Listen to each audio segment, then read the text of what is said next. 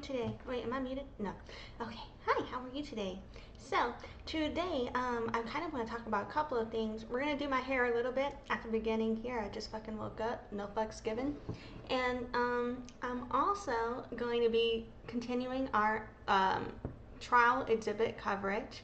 And I'm just realizing that something that I have been doing to make it easier for myself to cover the material is pulling the trial exhibit notes before, so I can kind of click through, but I did not do that this time, so that's unfortunate for me.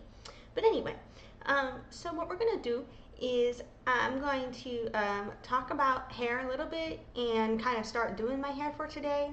And I'll talk about hair, and then while I'm doing my hair, I think I'll try and start recapping the live stream. But that might not work out so well, so we'll see how that goes. But we'll recap last live stream, and then what we're gonna do is what is wrong with me? Continue doing the however many trial exhibits we can get through now. So yeah, I'm gonna roll my intro, and then we're gonna do this bitch. Hi, my name is Alexis, also known as Lexi or Deaf Child. I was born deaf, hard of hearing. I began doing business as Deaf Child 2013, marketing 2011, sales 2009. I've earned 50 plus certifications in marketing and sales. My Bachelor of Science from Loyola University, New Orleans, with a music industry studies major and a business administration minor. Deafness runs in my family genetically. Speech is not fully accessible to me.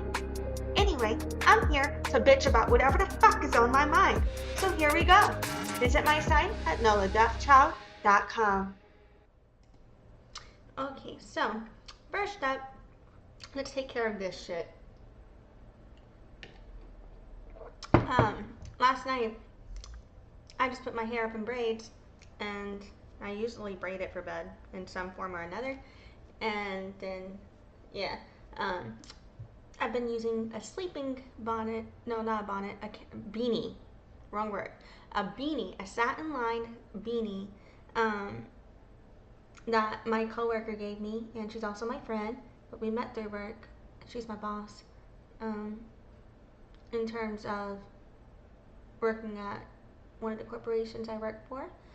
And I don't know, I was being weird there because I don't like saying the names of places or people that I'm working for with, just because, you know, like I publish a lot online about work I've done, but I don't typically like to share what I'm working on now, unless it's someone where it's like a situation where it's like, because people will try and go after your money if they disagree with you online, you know?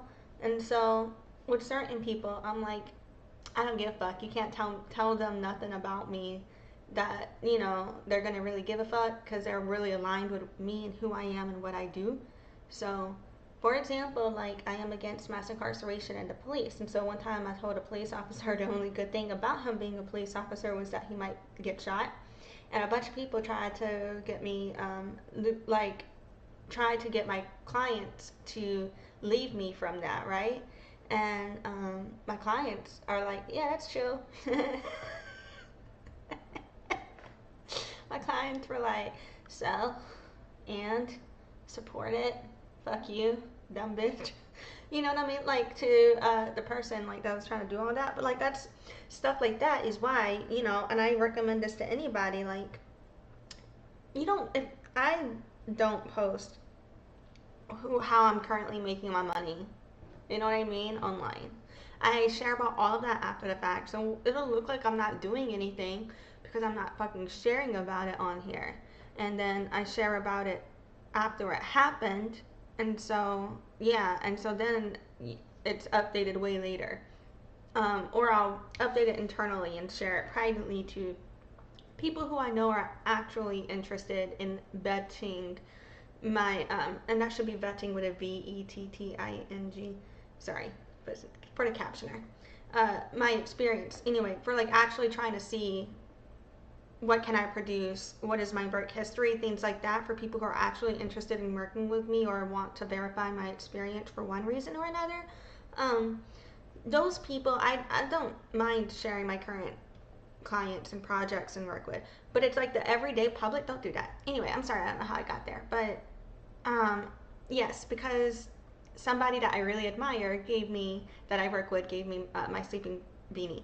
So anyway, and the reason she gave me the beanie was because I wanted the benefits of a bonnet due to my hair loss, right?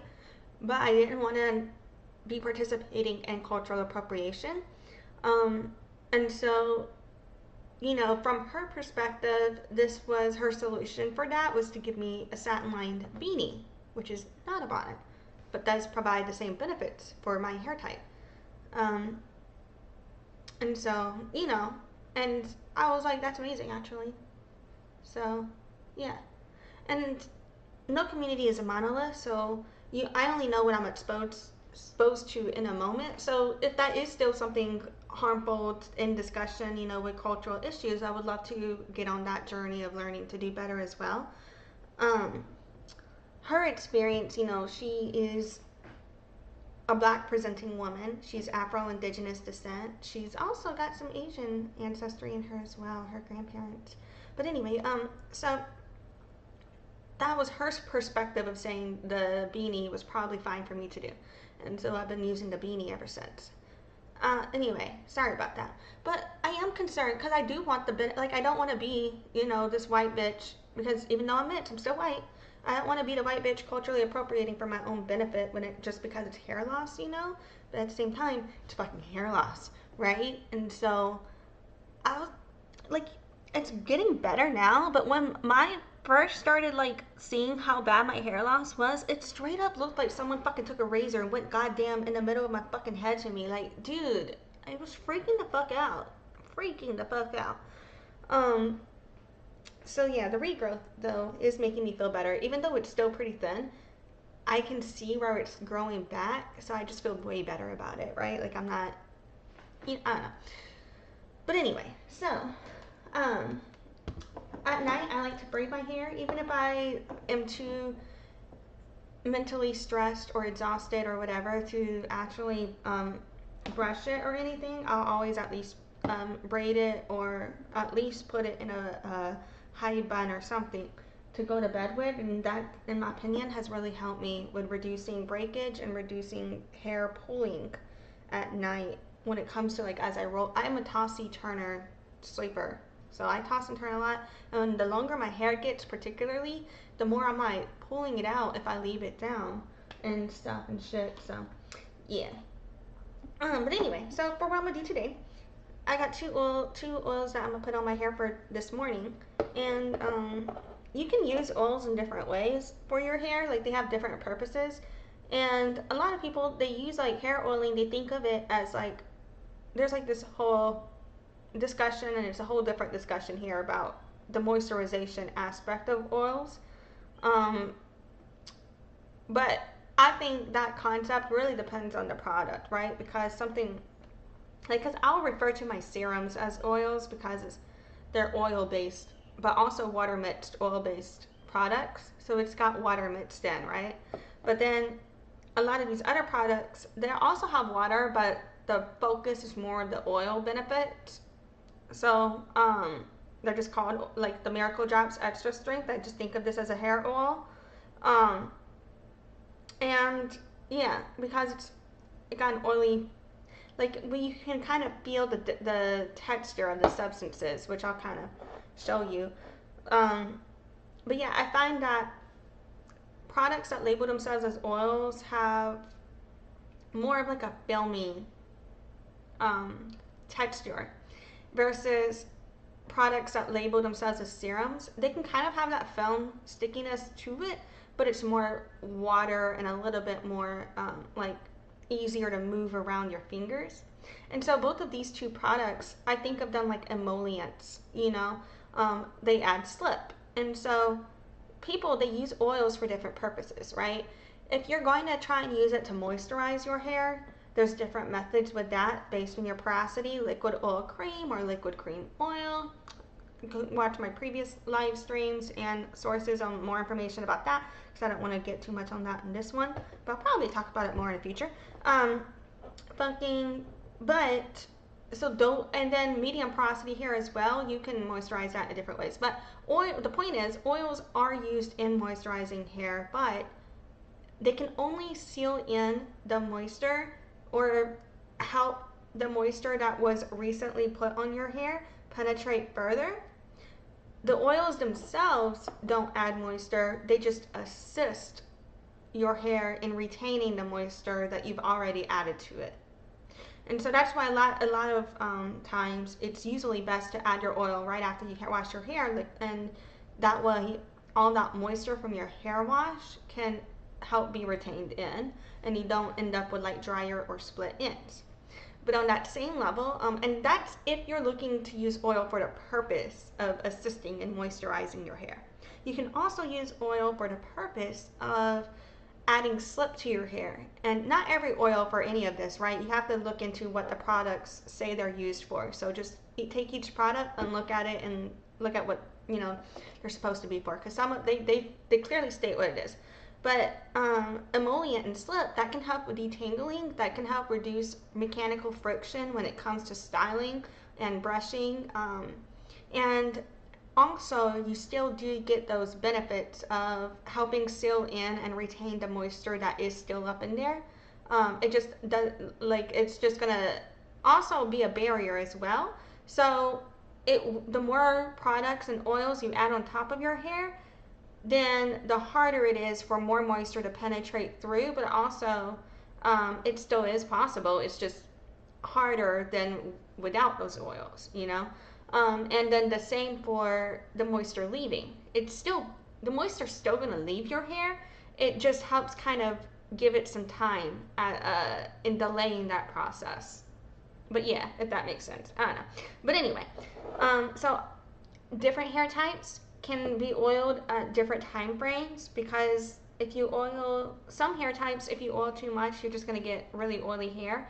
And some hair types, they need a bit more oil than others because it's a naturally drier texture. And so that can be varied for you based on your needs. For me, I like to use oils. I've been testing different time frames of using oils, so the amount and the times that I'm using them have been varying. But what I think as of right now that I like for my hair type is when I use oils like every other wash day, and that ends up being every few days or so, typically. And I like to use oils. I don't, sometimes if it's something like a Miracle, Kaleidoscope Extra Strength Miracle Drops, the John Frieda Ultra Filler Thin Shit, I think the Mark Anthony Grow Strength Serum, whatever the fuck it's called.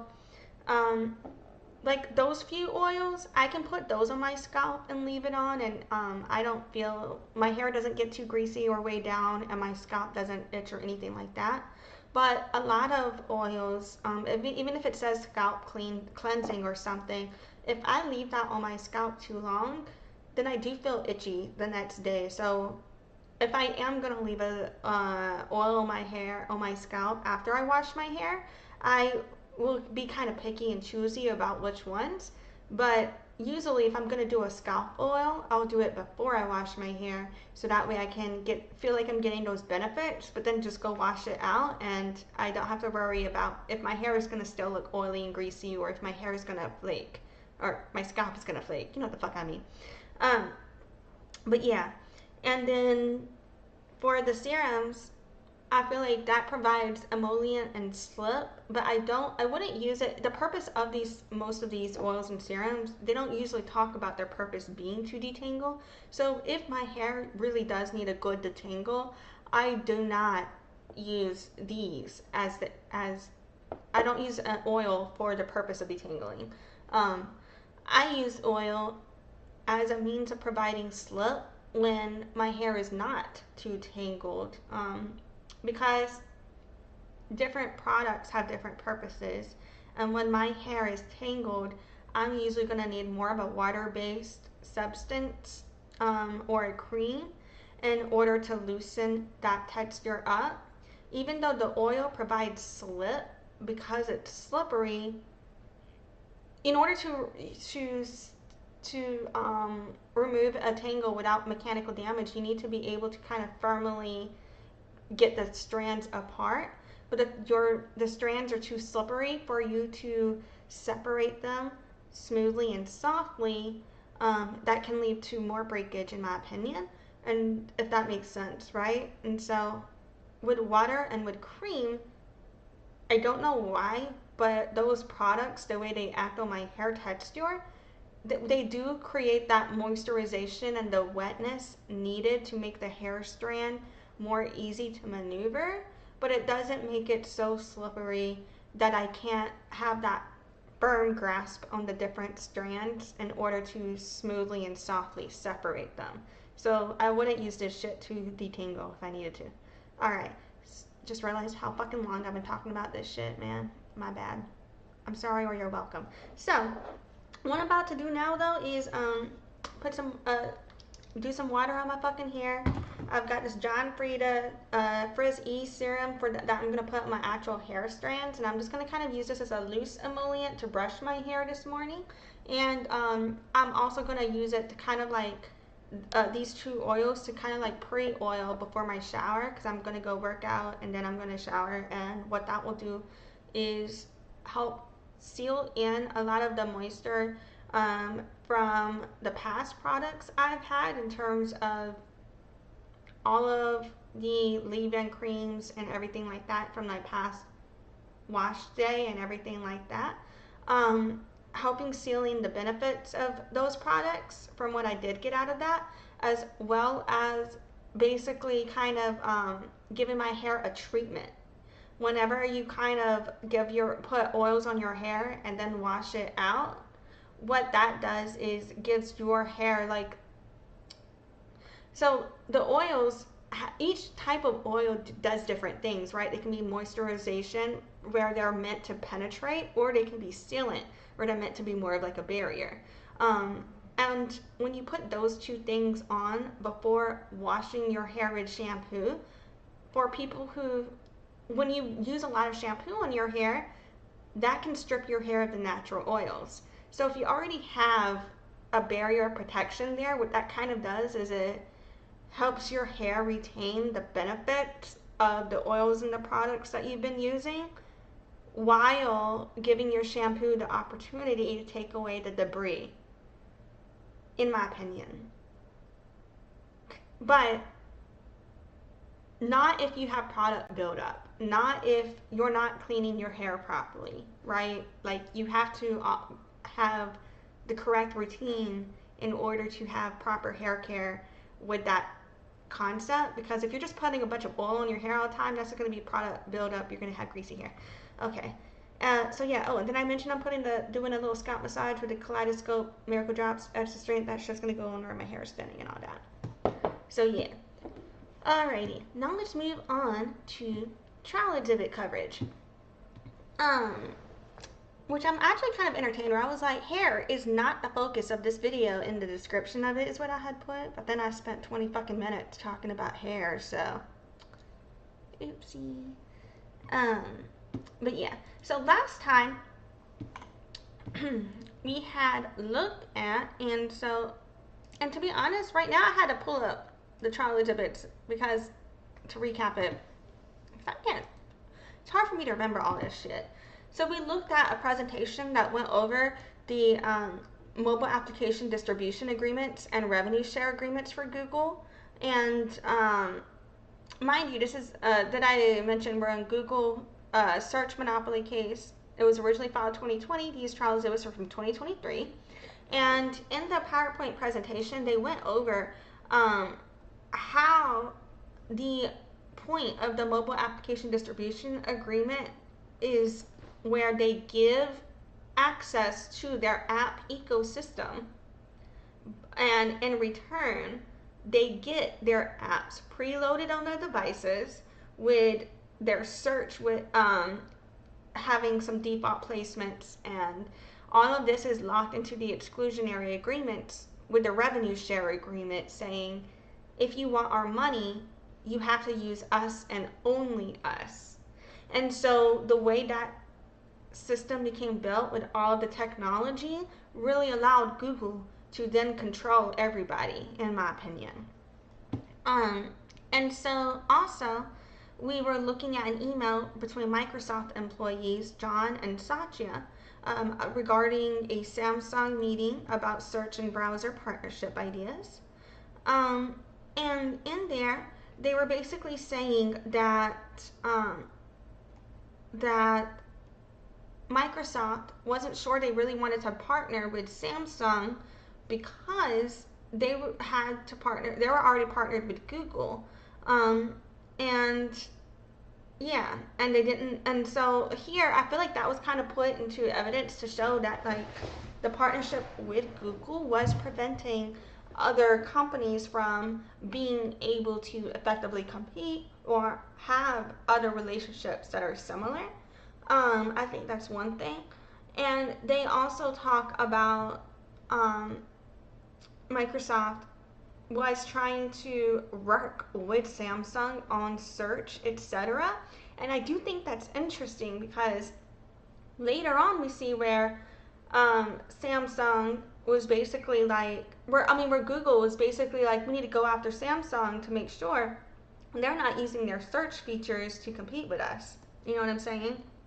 But yeah, we also looked at an email between Google employees Christopher and Joan about an Apple meeting. And in that, they were basically talking about they wanted to add into their agreement that Apple could not keep trying to expand their search with Siri because they didn't want Apple to be competing with them. You know what I'm saying? So I think these are all different elements that the state were using to prove that they were effectively monopolizing by controlling the competition and preventing the competition from being able to do their own thing in the same market. You know what I'm saying? So yeah. Then we looked at another email between Google employees John and Joshua about the value of Play to Google via the mobile application distribution agreement and app distribution. And so, yeah, fucking those were basically like a long email chain about the hypothetical concept of if Samsung only wanted Maps and YouTube from the Google Mobile Services bundle, did that mean that, like, could they only get those, or did they have to do everything else too? And the answer for that was it's all or nothing. And so this is just reiterating where Google was saying you can't, if you want to, we don't allow people to pick and choose. They have to decide they're going to lock in with us or not work with us in terms of utilizing our apps on their platforms. And with this mindset, they were then able to really push those revenue share agreements and the MADA, mobile application distribution agreements, where they lock people in saying, you only get money if you make us your default and you preload our apps and things like that. You know what I'm saying? So yeah, so we looked at that.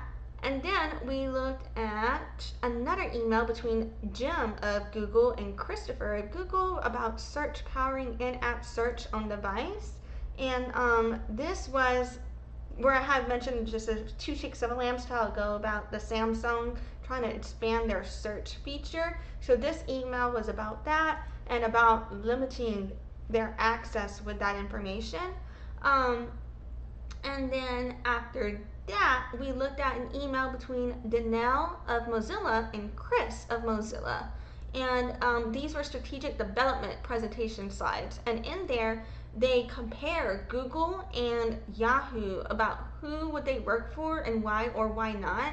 And they discuss, in my opinion, the ways in which they would rather work with Yahoo, to be honest, because that would encourage more diversity in the market, but Google could pay more, is what they were discussing in those presentations, which I find very interesting in relation to everything we've been speaking about, showing how Google was able to control the situation to effectively create a market in which they were the dominant players and they were limiting other people's ability to compete with them.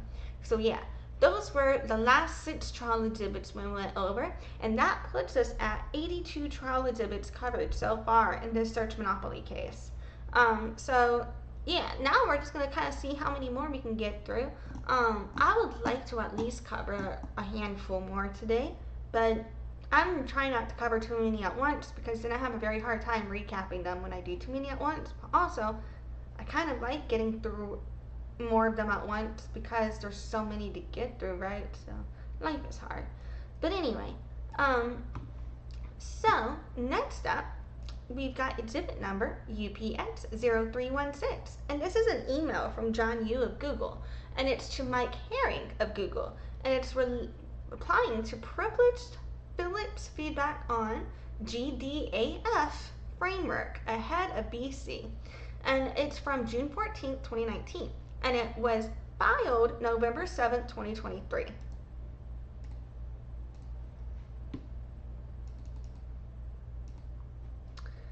Okay, so from John Yoo, it's to Mike Herring, and CC'd we've got Yuki Richardson, Tristan Ostrowski, Christian Kramer.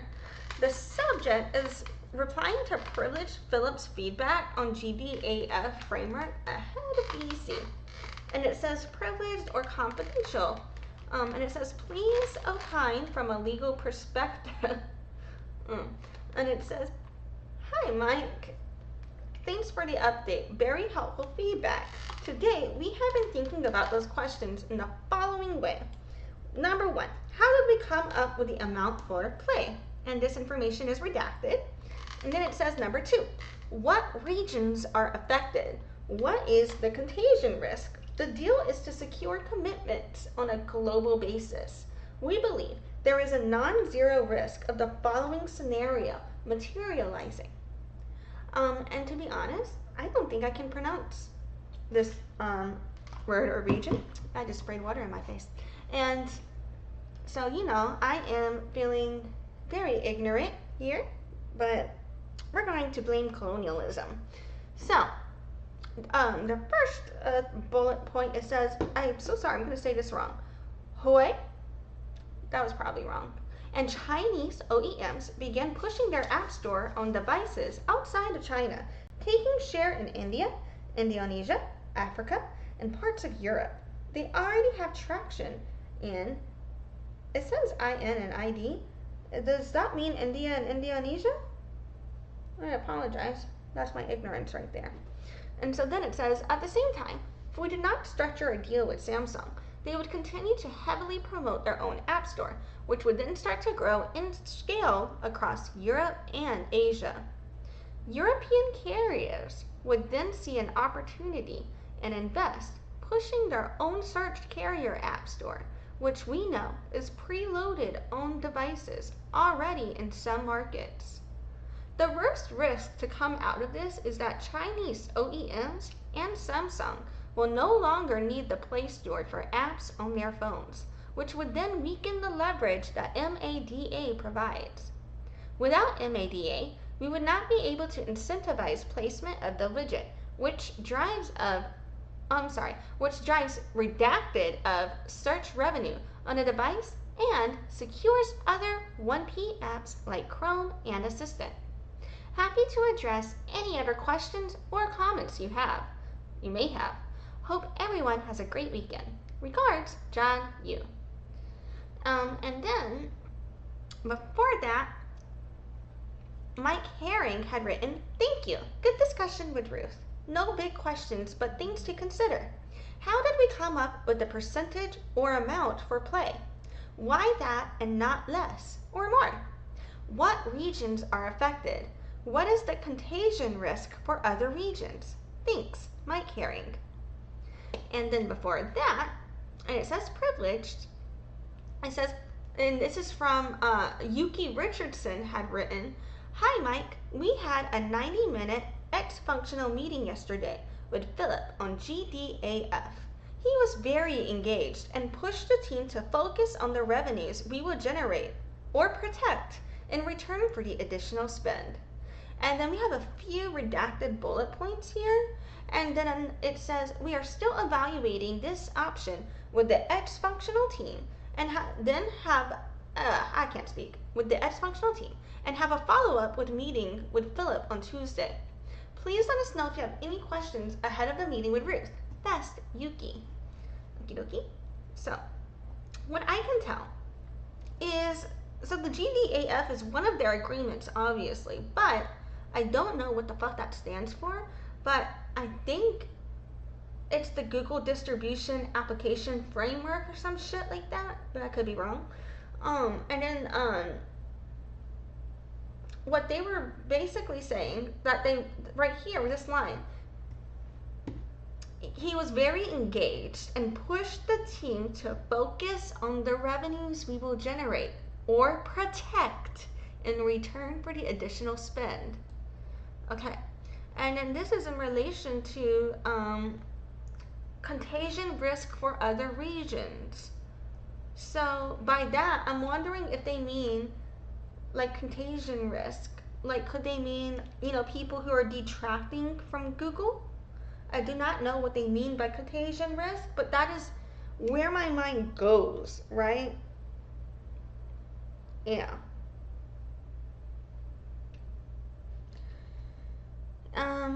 And then let's see, and in relation to that, they're talking about, you know, which regions will no longer need the Play Store. So that's why, you know, I feel like that's where they're talking about contagion. They're talking about the risk of people no longer using Google or a Google service, you know what I'm saying, spreading. Like, so here in this email chain, in my opinion, they're clearly trying to reduce or limit the ability of people to have a choice, or people's ability to go use other services, or they're trying to reflect on what they can do to reduce that. You know what I'm saying? In my opinion. And I think that kind of speaks to, again, intentionally monopolizing the market, because if you weren't intentionally monopolizing the market, why would you be trying to think about this shit, right? In my opinion. But that's just me. Who knows? You know what I'm saying? Like, I'm not a lawyer, so that could be, you know, just speculation and not like an actual ground for a foundation, you know what I mean? Like, I don't know, for a legal argument, right? But anyway, so next up, or actually, you know what? I think I'm going to keep that up. Next up, we've got exhibit number UPX0320. And this is a Google presentation on Android mobile search and assistant revenue share agreement training from December 6, 2016.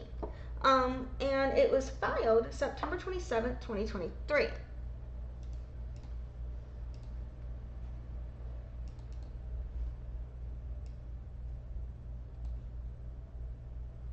Let's see. And then it says Android.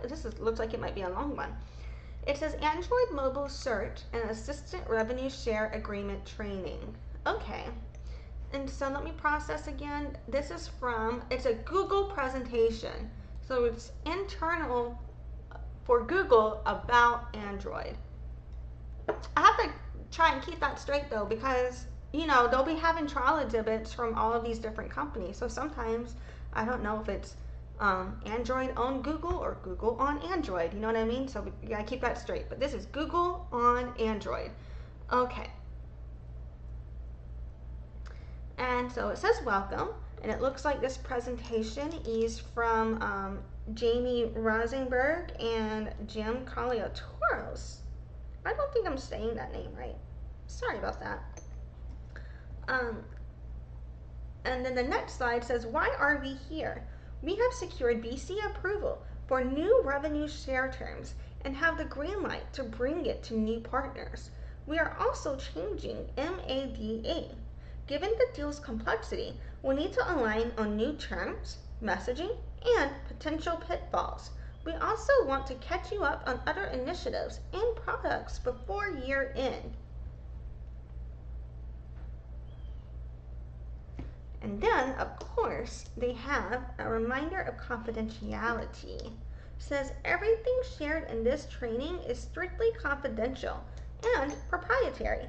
Additionally, any written communication regarding revenue share and the mobile application distribution agreement should include legal. And so they put include, and it has redacted or redacted email addresses in here. And it says, and request guidance. Mark content as confidential attorney-client privilege. So in the last live stream, I was wondering about, like, at what point was the state able to legally argue to differentiate what emails should be constituted as attorney-client privilege versus this is bullshit, because one of the things that Google is accused of is labeling a bunch of shit as attorney-client privilege that shouldn't be attorney-client privilege in order to kind of potentially hide legally some of the communications related to what they were doing. You know what I'm saying? So now I'm at a point where everything that is discussed, I wonder, is this actually properly attorney-client privilege, or was this that, right?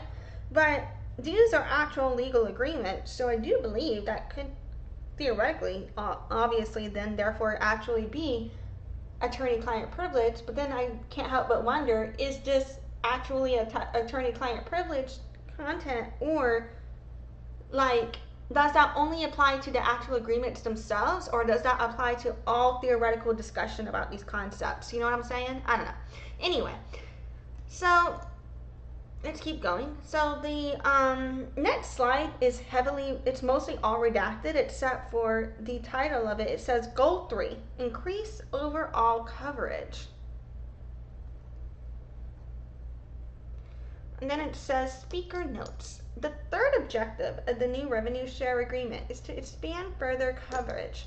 We want to protect one or more of our search revenues and users via more revenue share agreements with carriers and operating equipment manufacturers.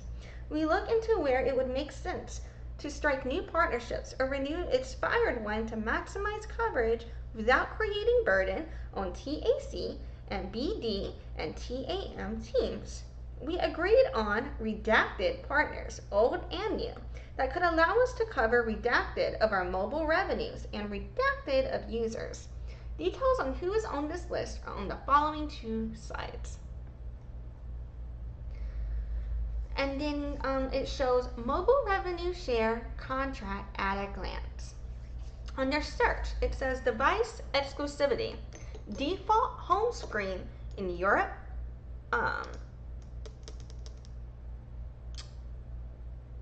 why do I not know what TR stands for? I don't want to get that wrong. I'm over here thinking, what could that be? Turkey? Turkmenistan? I don't fucking know. No, that sounds right. Did I even say that right? I don't even know. Look, I'm ignorant.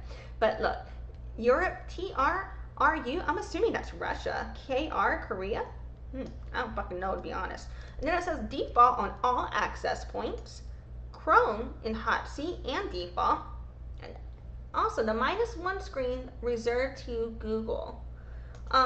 And so, yeah, and then next it shows assistant, and it says no 3P assistance on the default home screen and -1 screen, with active hot words out of the box, and with hot word buttons or gestures enabled out of the box. Note, 1P assistants are okay.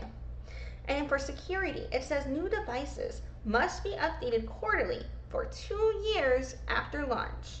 Requirement is phased in over time. No, only new devices would partner revenue share client ID. And then for user experience, it says optional apps are Gmail, calendar, photos, keyboard set as default.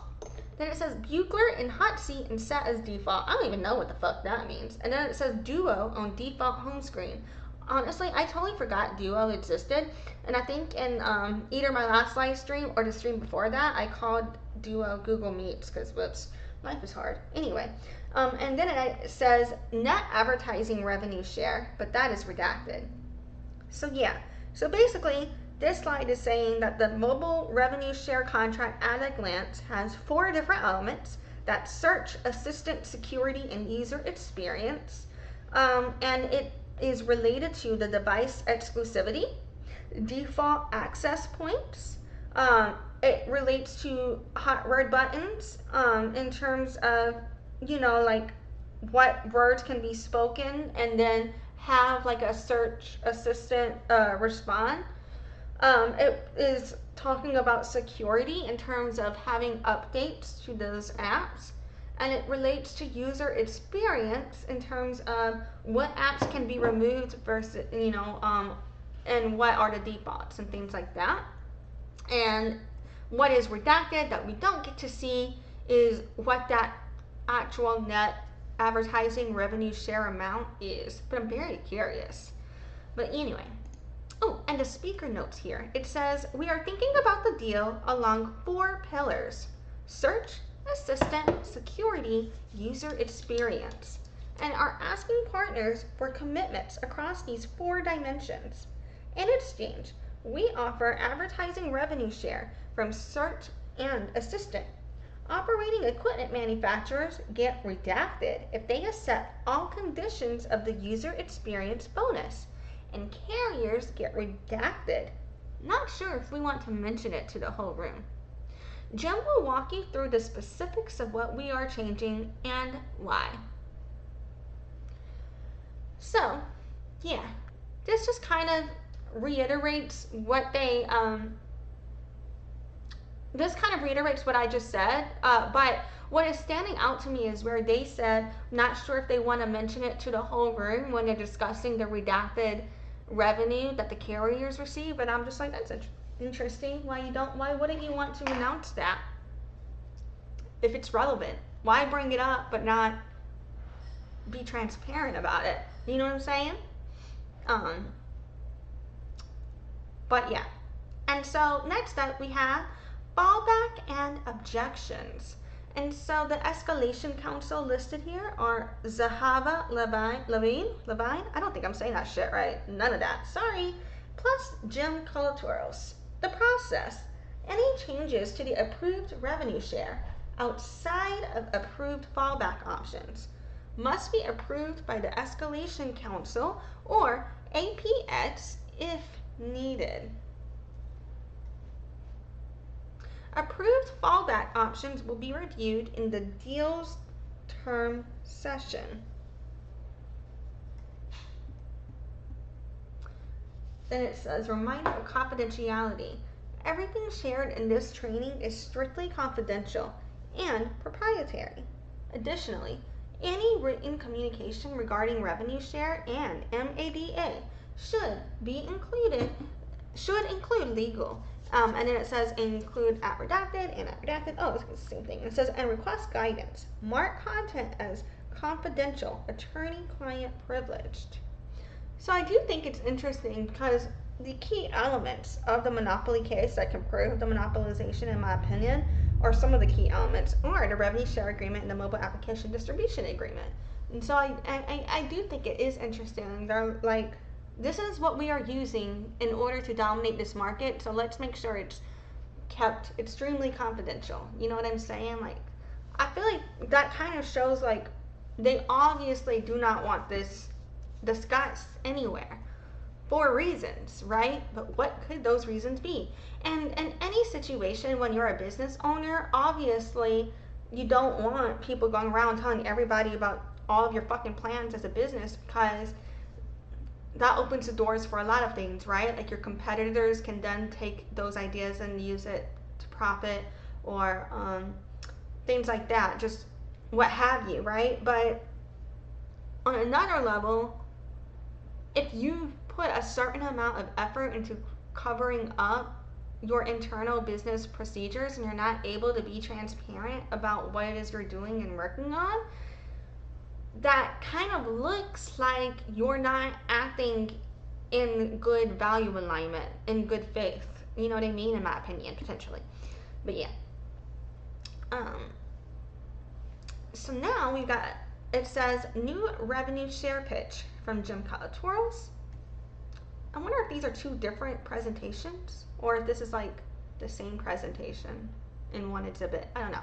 Anyway, and it says MADA and revenue share. We are changing both MADA and search rev share. It's important you know which provisions belong to which agreement and keep them separate when communicating with partners. I think I'll put my hair up in a braid. Why? Because my hair is pretty oily right now because I'm doing a pre-oil. I like it nice and oily at this stage, and I'm going to go wash it all out. after all this. I'm gonna work out first or some shit. Okay, but yeah, we're just gonna do a little break for now. So MADA contract at a glance, and then it repeats the search assistant security and UX element again, so I'm not going to reread all of that. Actually, it looks like some of it is different. Okay, I lied. It looks like I am reading some of this. Okay, so it says MADA contract at a glance. It says search. The search app preloaded. Chrome preloaded and set to Google. Search widget placed on default home screen and set to Google. Assistant. Long press on SW and HW button triggers. I know HW is hot word. I honestly do not know what the fuck the SW in here stands for. But yeah. And then it says hot word enabled. Home button animation. HW affordance. And then it says fingerprint in parentheses there. And then we have security. And for security, it says fresh patches. New builds for any SKU with security patch that is greater than 60 days will not be approved. Quarterly updates for any SKU with 100,000 plus activations for 3 years since launch, starting in 2018. User experience preload. 11 apps. Google mobile services mandatory. Search Chrome, YouTube, Maps, Play, Store, Gmail. And then it also lists Duo, Photos, Drive, Play, Movies, and to play music. So then it says 5 of those can be uninstalled by the user. And I think that would be Duo, Photos, Drive, Play, Movies, and Play Music, because 5 of those is in purple and so are those words. And then it says Google folder placed on the default home screen. Alright, so it looks like they're showing, I don't know, like, because these are 2 different. So this one is on revenue share, and this is on mobile revenue share contracts at a glance. But I guess, is that one mobile focused and this one, it looks like, I don't know if these are just updates or if these are different aspects of the same agreement. I don't know. Anyway, and then it says revenue share contract at a glance. Oh, so that is the exact same one that we looked at before. So it looks like we're looking at them. That's okay. So the difference, in my opinion, is the revenue share agreement versus the mobile application distribution agreement. And they're very similar because they are connected, and that's why it's confusing. Because if they weren't connected, why would they be outlined the same way to enforce the same terms? I forgot where the fuck I was in this braid. This is not gonna, I'm gonna just finish this. I don't know what the fuck is happening here. We're just gonna, oh wait, now I'm unraveling it. I don't know what I'm doing. Whoops. Shit, man, I should have just finished that before I lost my place. I'm gonna finish something. I think I put too much hair in one strand. Oh well. Okay, moving on. Okay, so there were no notes that I saw on the mobile application distribution agreement slide. But on the revenue share agreement slide, the notes say here, we are thinking about the deal along 4 pillars: search, assistant, security, and user experience, and are asking partners for commitments across these 4 dimensions. In exchange, we offer advertising revenue share from search and assistant. We will now go through the specifics about what we are changing and why. So yeah.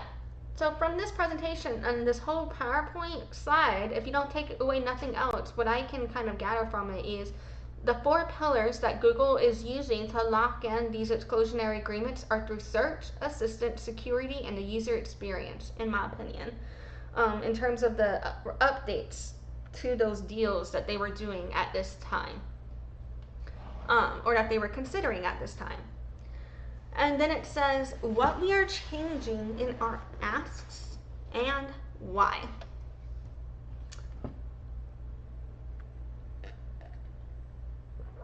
For search, what's changing? For the MADA, it says the existing terms are going to remain, and it says for new additions, not applicable. But those existing terms were search preloaded, Chrome preloaded, search widget placed on the default home screen. And it says, note, Chrome and search widget are set to Google by us and can't be changed by the operating equipment manufacturers. And then it shows for revenue share, existing terms that will remain are the exclusivity on the device, except for the default home screen. Not except for, but I think including default home screen in Europe. I think this is Turkey, Russia, and Korea.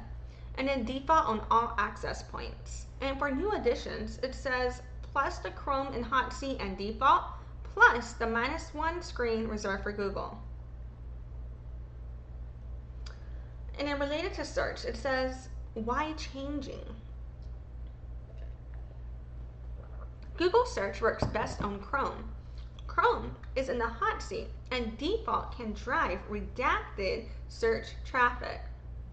And then the information is redacted, but it looks like it's showing the numbers related to the browser setting and the search query share.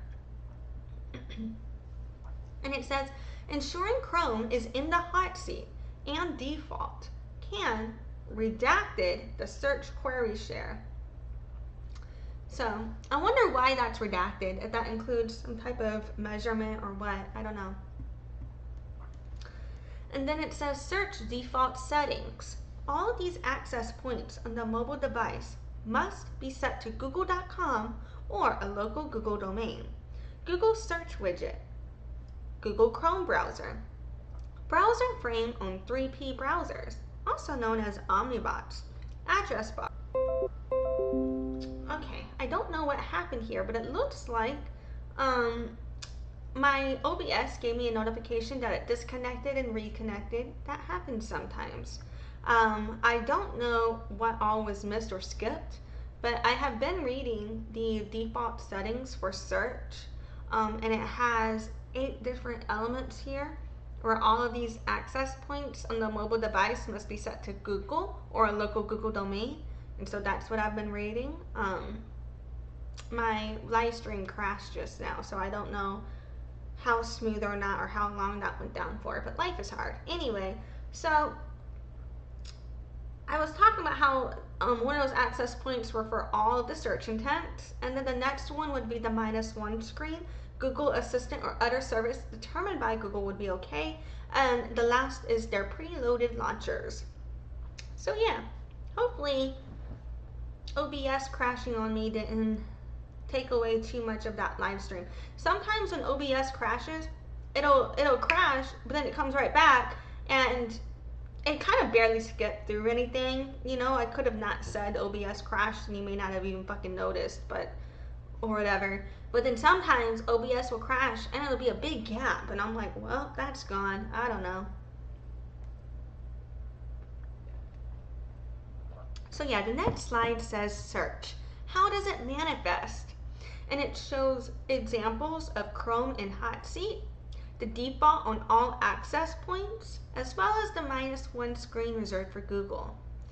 And the note for here says also Chrome behavior is changing, and then it provides a Google Drive link that of course we cannot access.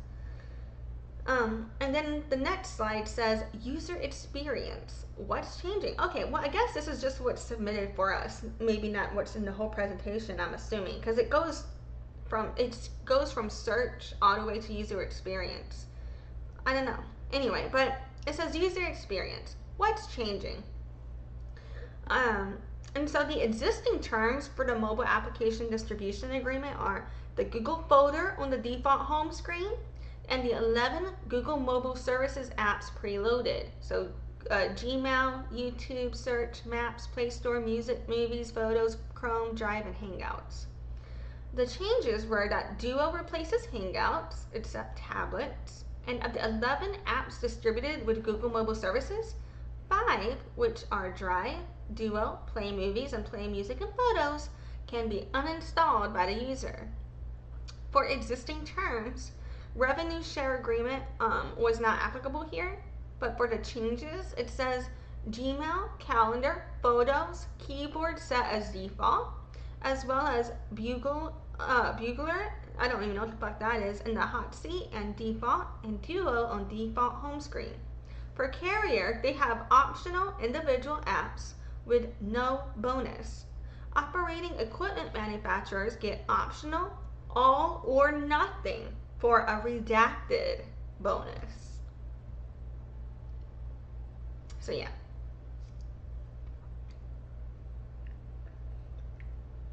And then it says, what's in MADA? What's in rev share? And so this has 7 elements here. So first of all, Chrome is in the hot seat and default. That is what's happening with the rev share. 2, search widget on default home screen. That's from the MADA.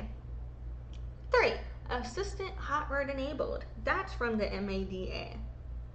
4, no 3P assistant with active hot word out of box. That's from RevShare. So 5, the first party assistant is not allowed on default home screen. It says that's not part of the MADA or RevShare, so I don't know what it's part of or why it's including in the presentation if it's not part of either, if the presentation's on both of those, but whatever. Maybe it's to clear up any confusion where people think that it is, if it is part of something else, I don't know. And then it says, new SKUs not approved if security targets not met. This is part of the MADA. And for Gmail, calendar, photos, keyboard set as default, plus Google Messenger as default and in hot seat. This is a revenue share bonus tier element.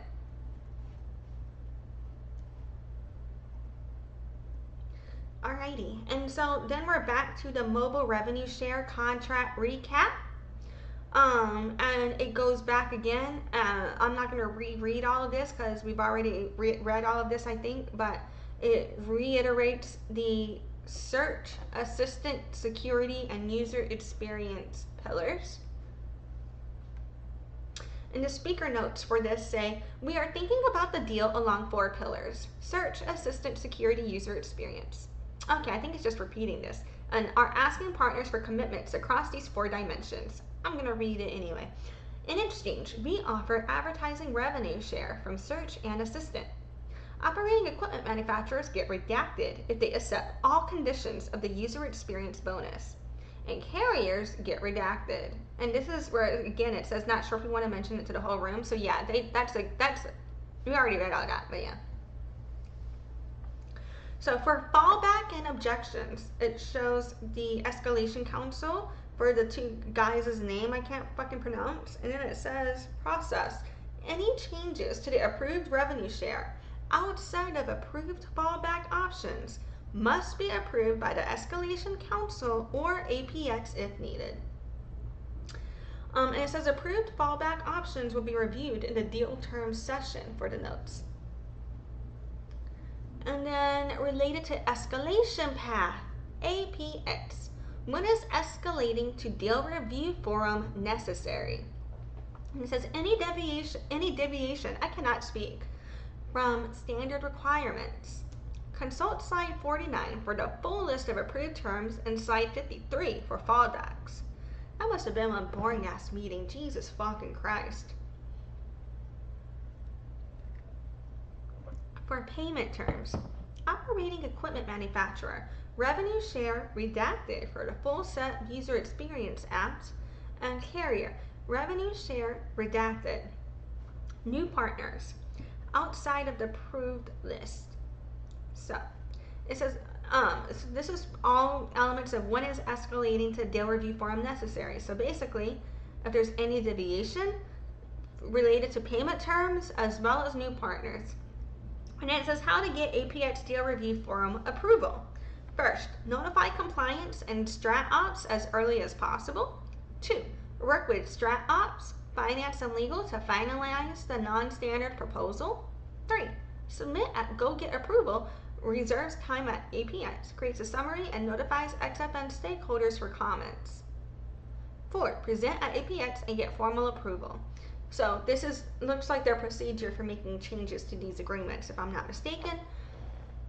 So yeah, and then next up we've got a legal language review, and this is from Jem Kalatoros and Helen Sell.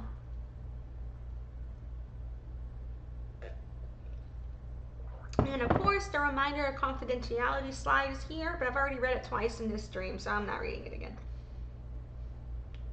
Then it says, oh, we already read all of this. So it's got the search default settings slide again, and this is the slide that was up whenever my OBS crashed before. But it's about how all of these access points on the mobile device must be set to Google or a local Google domain, and it goes into 8 different access points on cell phones and mobile devices that have to have Google as the default for search. And then it goes into day 1 closing remarks. I don't know what the fuck those are. It puts the MADA contract at a glance slide back up again. I already read all that, not reading it again. But the 4 pillars, reminder, are search, assistant, security, and user experience. And I believe those 4 pillars apply to the MADA as well as revenue share agreement. So yeah.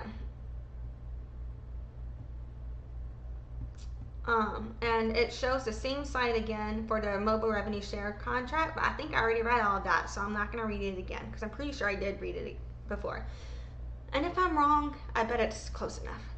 Anyway, and then it says OEM deal summary, 1-pager view. A redacted of gross revenue share determined device by device for Google mobile services enabled devices with operating equipment manufacturer client ID if a device satisfies base tier qualification conditions. And then for base tier, the conditions seem to have 7 conditions, and they seem to be related to securing access points and deeper engagement of Google search and assistant. So item number 1, with search exclusivity on device with regional exceptions where DHS exclusivity applies. DHS is default home screen. 2, Google default on all search access points. 3, -1 screen reserved to Google. 4, Chrome in hot seat and set as Google. 5, no 3P assistance on DHS and -1 screen, 1P OK. 6, no 3P assistance with active hot words out of the box, 1P OK. 7, no 3P assistance invoked by HW buttons or gestures out of the box, 1P OK. And so these updates are regarding also quarterly security updates for 2 years. Now, bonus. Number 1 is redacted, it says, but I'm wondering if that's the revenue amount, but I don't know. And then it says with regional exceptions on all of the apps. And it says number 1, Google Now, -1 screen, number 1 priority. 2, all below set as default. Keyboard, Gmail, calendar, and photos. 3, Duo on default home screen. 4, Bugler in hot seat and default. So it says the operating equipment manufacturer flagships shall comply with base tier requirements. And honestly, I don't know what the fuck EC stands for. I feel ignorant. I am ignorant. But, so it shows a few regions, and it says OEM may elect on a device-by-device basis whether devices comply for a few of those regions. And I don't know. And then it says if operating equipment manufacturers makes this selection for a device, the default home screen exclusivity shall apply. And then it says operating equipment manufacturers non-Google mobile services with operating equipment manufacturer client ID can qualify for base search revenue share, which is redacted, if the search and assistant and update obligations are met. So basically, this kind of goes into a summary overview of the different elements that Google will be prioritized for with search as a default in exchange for revenue. And you can also see from this presentation as well where in my opinion, where Google is basically saying if they want access to these services, if they want access to our revenue, then they must give us default placement on our services. And that is relevant to the monopoly because in all of the previous material, they went through how these default placements secured their ability to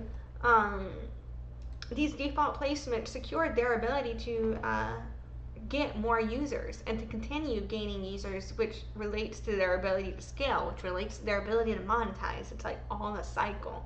You know what I'm saying? But yeah, so that presentation was 30 fucking pages. That's a bit longer than I thought it would be. I'm going to take a quick look at a couple more exhibits here. Okay. It looks like these next two exhibits aren't as long, so I think I'm going to try and get through two more before I wrap this bitch up. And then I'm going to go like work out and stuff. But yeah, so next up, let's see. We've got exhibit UPX 0323, and this is an email from John Yoo of Google to Mike Roszak of Google, and it says privileged, and it's about a revenue share agreement updated for JG from June 2017. June 2017 is when this email is from, and it was filed November 15th, 2023 with this case. So it's from John Yoo of Google, but who it's to is redacted. The subject is privileged revenue share agreement update. And it says John Yoo resolved action items and comments. And then it repeats that slide. So I am assuming that these are showing the comments and action items from edits on their presentation or something like that. And so resolve for action items. John Yoo had said, where does estimate near full coverage of redacted and potentially exposed 2017 F search revenue redacted had a thought possible to use a bar chart with just the total revenue by access points labels on the left side with breakouts of organic distribution paid unpaid on the right side, and it's assigned to Patrick Orr. We'll see what this means in a minute. We'll process. And then Yuki Sugawara, I'm so sorry, I don't think I'm saying that right, had said, hi Patrick, just to confirm, does the redacted in mobile Android revenues here include organic? I assume yes, since the number is roughly the same as slide 13, probably rounding, but wanted to confirm. Patrick Orr had said, yes, this is a total mobile Android revenue. I will include the breakouts of organic versus paid versus non-paid distribution. Patrick Orr had also said, also, assuming I can get a hold of the data, I may pivot this to total Android so that I can tie out to John's numbers earlier in the deck. Yuki Sugawara had said, got it, makes sense. If difficult, we can note what the tablet amount, the difference, is in order to make it easy for folks to reconcile numbers. Thanks, Patrick. Mike Roszak had said, should this slide go between slides 13 and 14? Christian Kramer had said, I think that is a good idea for the flow. And Patrick Orr had said, updated to be mobile plus tablet. Also include the splits between organic and distribution, paid, unpaid. Yuki had said, thanks, Patrick. And then John Yoo had marked that as done. And then Christian said, I wonder if Samsung is a good OEM example. Yes, they are important, but they are different from the average OEM in many ways. I also need to understand the table better. What are the ranges? Also, the TAC, rev loss considerations. How does the table show the value of RSA? What do we get incremental? Or is this the wrong way to think about this table? Patrick said, I chose Samsung as an example because 1, they are the most material player. 2, S-Browser is the only real contender in terms of mobile browsers, currently at least. The ranges represent the different revenue recovery assumptions. For S-Browser, we assume we redacted clawback based on the loss we saw from iOS Maps default change, redacted, and our current Google usage on Edge browser, redacted. For Chrome and Google Service Application, that's not right. Is that right? I don't know. For Chrome and GSA with MADA protections, we used redacted recovery. The redacted was the recovery assumption in John Gold's previous model, while the redacted represents Google usage on desktop overall. For Chrome, GSA, without MADA protections, we assume the same as S browser above. So in here, I haven't really processed fully what the fuck they're meaning, but what I am seeing is that they are relying on the MADA protections to be different than Samsung, is my interpretation of this wording, in my opinion. Okay. And then it says the key takeaway here is, if we believe the MADA sufficiently protects Chrome, GSA, first column, we are overpaying for the revenue we are protecting on S browser. Okay, so now they're looking at what value is the revenue that they generate from these exclusive agreements worth paying for the exclusivity. Alrighty, calculations, processing, and then it says, however, if we believe Samsung would put Chrome or GSA at a further disadvantage, for example, moving the app folder off the default home screen, or the MADA is weakened, then we are getting the value out of the revenue share agreement. And Mike had said, how easy or hard would it be to replicate this for a non-Samsung partner example? And Patrick had said, per John's request, I pivoted this to total paid distribution regarding OEMs and carriers. Mike Roszak said, got it. Could we also keep the Samsung specific example in the appendix? And should we move this earlier in the financial section? And Christian put, how does the distribution revenue connect to the, and how does the redacted distribution revenue connect to the redacted in chart 13? What is the difference? Christian also said, is the difference unpaid distribution? Patrick put, exactly. The delta represents unpaid distribution. By that, I guess I mean the change. And then John Yoo marked that as resolved. And yeah, and that's the end of this discussion. So I don't have access to the presentation they're discussing to fully provide better commentary and process the relevance of this, in my opinion. But what is really standing out for me is where they literally say the key takeaway here is, if we believe the MADA sufficiently protects Chrome GSA, we are overpaying for the revenue we are protecting on S browser. And they said that,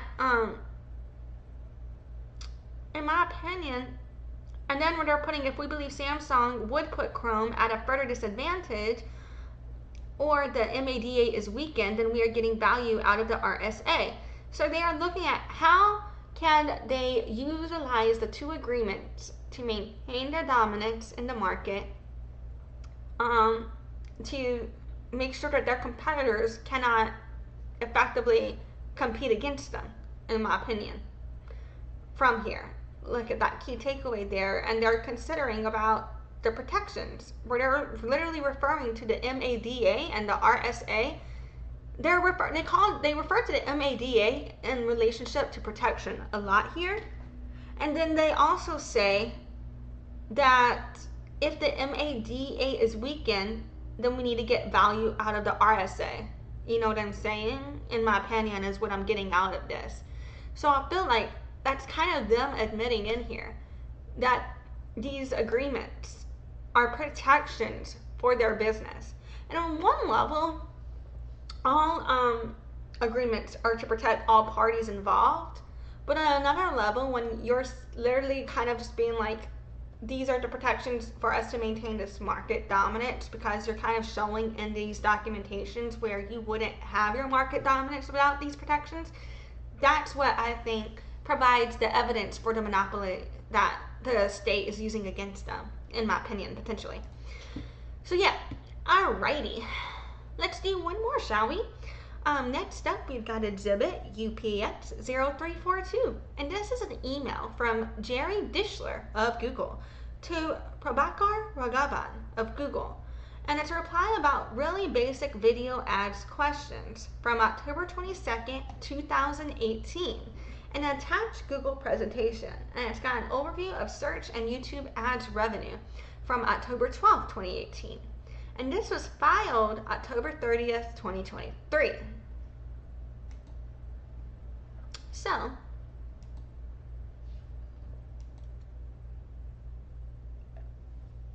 it's from Jerry to Prabhakar, and we've also got CC'd Vivek Raghunathan, I'm so sorry, Vishal Sharma. I'm definitely murdering y'all's names. Apologies. Anyway. So it was about really basic video ad questions. So Prabhakar had written, gents, I'm looking at, and then a Google Doc link is inserted, and subsequent slides. So I guess they're also looking at a presentation. Oh yeah, so it's a Google presentation. And it says slide 26. Watch time has historically grown faster than revenue as monetization lags behind usage. What's the intuition? Is the mix of what's watched changing? If not, why the lag? Watch time is increasing disproportionately in low revenue countries, for example, India. Also, on the same slide, the point about budget constrained. I assume this primarily applies to DR? I don't know, DR, I think of Dominican Republic, but that can't be right. Is that direct revenue? Don't know what the fuck DR means here, to be honest. And then it says, how do we move it? It says both are budget constrained, but brand is way more budget constrained. The primary way we can move these budget constraints is on the DR side, by signing up more pure DR advertisers. Slide 27. The per country watch times don't seem well correlated with populations. For example, China. For instance, I was surprised to not see Indonesia, while Vietnam is in there. What's a good correlation? Well, that says BN. I'm assuming it's Vietnam. I honestly have no fucking clue. And then it says Indonesia is growing quickly. I believe it's in the next 1 to 2 countries.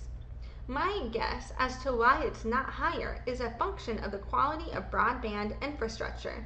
It needs to be cheap enough to stream video over 4G in order for YouTube to really take off.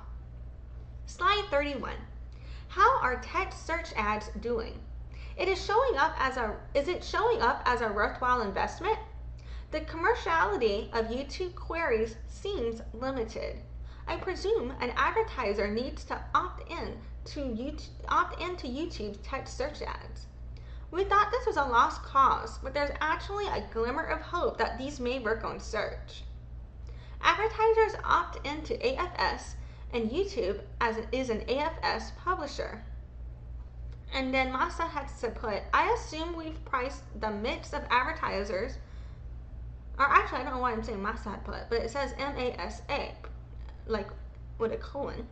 And it says, I assume we've priced the mix of advertisers who expect 0% unsafe content versus those who are willing to tolerate some unsafe content and have a good feel for investment into technology for filtering bad content.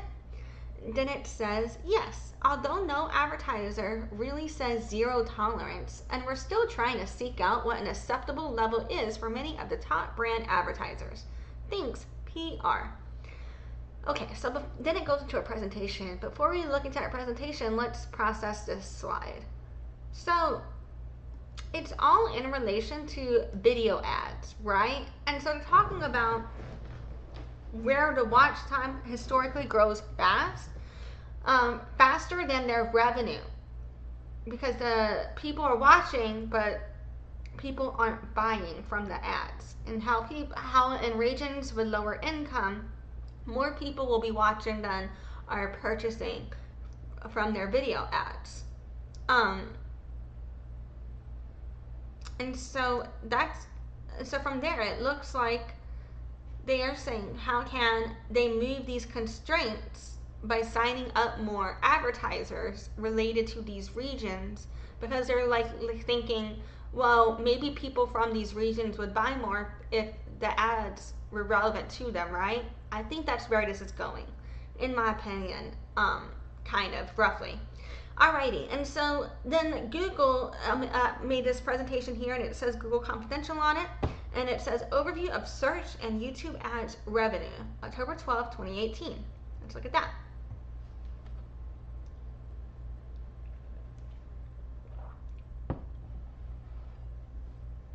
So it says Google.com revenue growth. I think it's saying within about 1 percentage point of 21% or something like that. Or that's not right, about 1 PPT. I don't even know what the fuck that means. 21% year over year for 8 of the last 9 years. And it says about 2/3 of the company's revenue and money growth for about 10 years. So in 2010, they were at 17 billion. 22% is, I'm assuming they mean like, I don't know what these percentages are relevant to. Is just their revenue growth or market share, right? But it looks like, so in 2010 they grew 22%.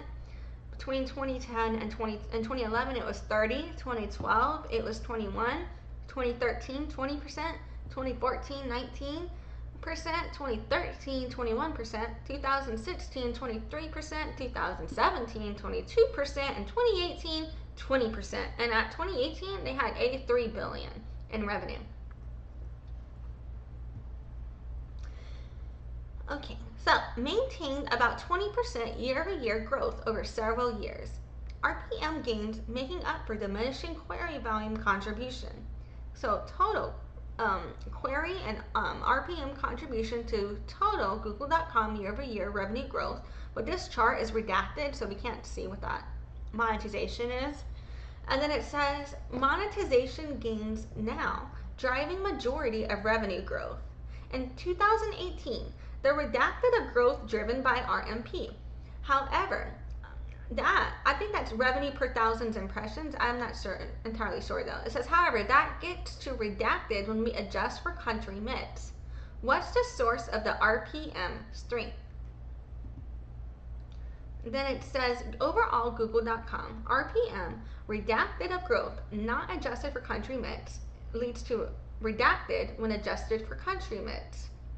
So yeah, they're looking at how they're monetizing their search ads. And I think this comes into evidence to show how the search ads element was connected to search and how Google utilized the profit from their search ads to monopolize search. I think that's why this is into the trial exhibits. You know what I'm saying? And so yeah, and then the next and last slide says top U.S. queries, and it's ordered by queries. Data for the week of September 22nd, billable revenue, but it's all redacted. And then ordered by revenue, but the revenue and the queries and the revenue per thousand impression are redacted, but the search terms that it would have shown would be things like iPhone 8, iPhone 8 Plus, auto insurance, car insurance, cheap flights. So they're showing the revenue received from these different search terms that they get. You know what I'm saying? And they're looking at how they can increase and maintain that revenue, and how that revenue has grown over the course of the years in this presentation. And they're looking at what regions have lower revenue and how can they improve that. You know what I'm saying? So yeah. So we did look at a lot. We only did 4 trial exhibits, but that one presentation that was 30 slides, it felt like 100. Like, damn, that felt like it took me forever to get through. I feel like I've been through longer presentations quicker than that.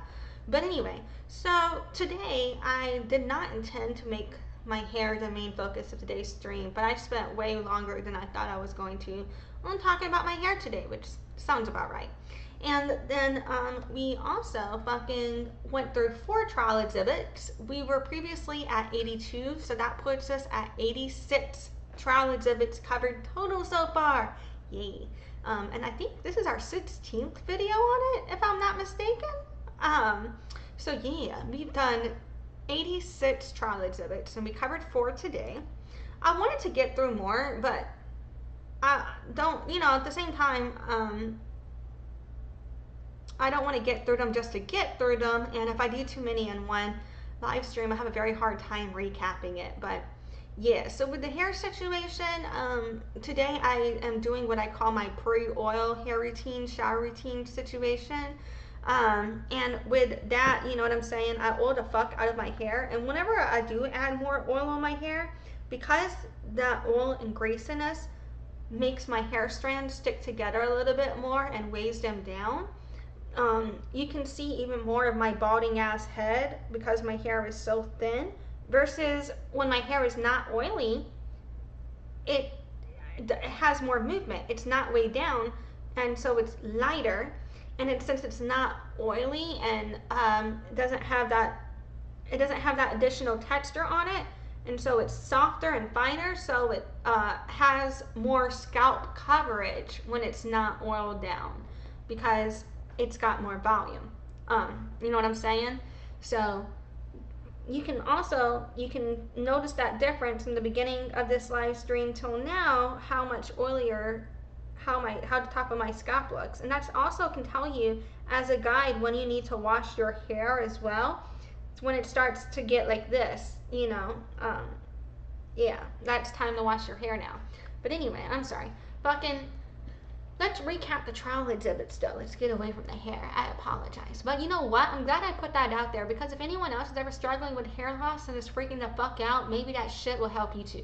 Anyway, so we looked at 4 trial exhibits today. We looked at an email from John Yoo of Google to Mike Herring of Google. And so this was related to feedback about the framework, and in there they were talking about how different regions were at risk for no longer using Google because by law Google was not the default there. By law and by way of the agreements they were able to create with businesses there, Google wasn't able to be the default in certain regions. And over time, Google's ability to secure default placement in other regions has been weakened because laws will get passed where now other options have to be available as well. And so the first email was kind of about the risk of losing regional access to where Google is the default placement, right? And then after that, we looked at a presentation on Android mobile search and assistant revenue share agreement training. And that presentation was the long, big ass one, much longer than I thought it would be. But if you don't take away anything else, you can take away the fact that both the revenue share agreement and the MADA are both based on upholding 4 pillars that relate to search, assistant, security, and user experience. So at the time of the presentation we were looking at, everything about the MADA and the revenue share agreement, they both connected because they were both based on the elements of search, assistant, security, and user experience in order to help maintain Google's exclusivity as the default placement in exchange for money.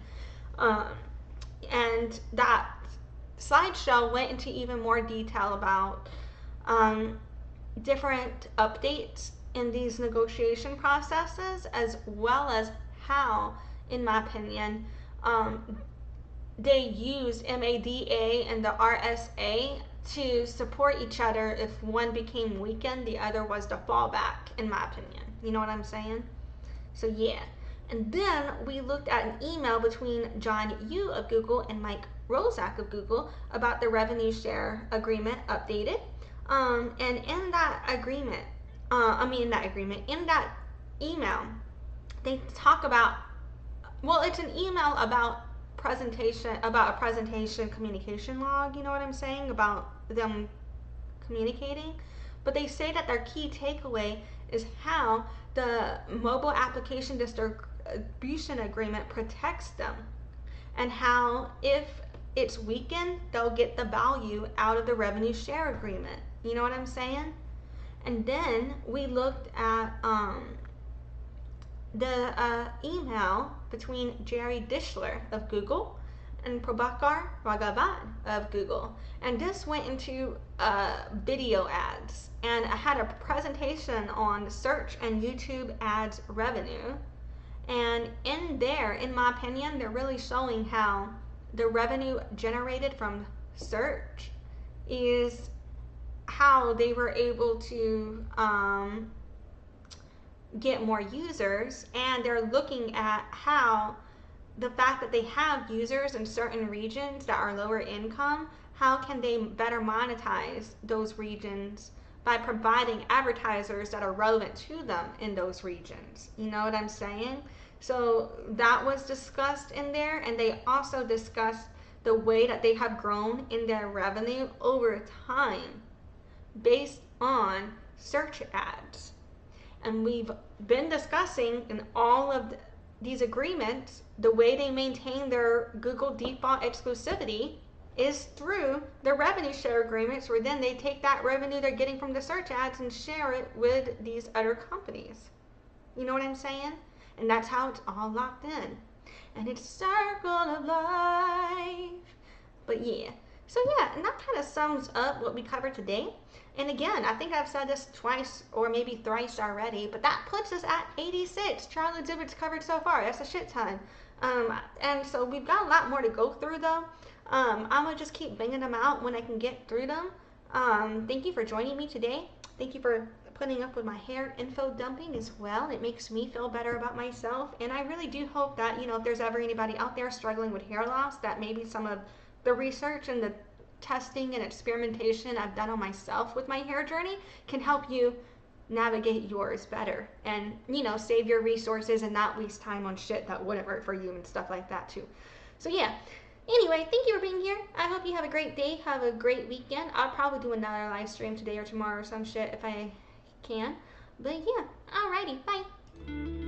Thanks for watching. Join the loyalty program at noladeafchild.com/loyalty and check in during live streams to get points for rewards.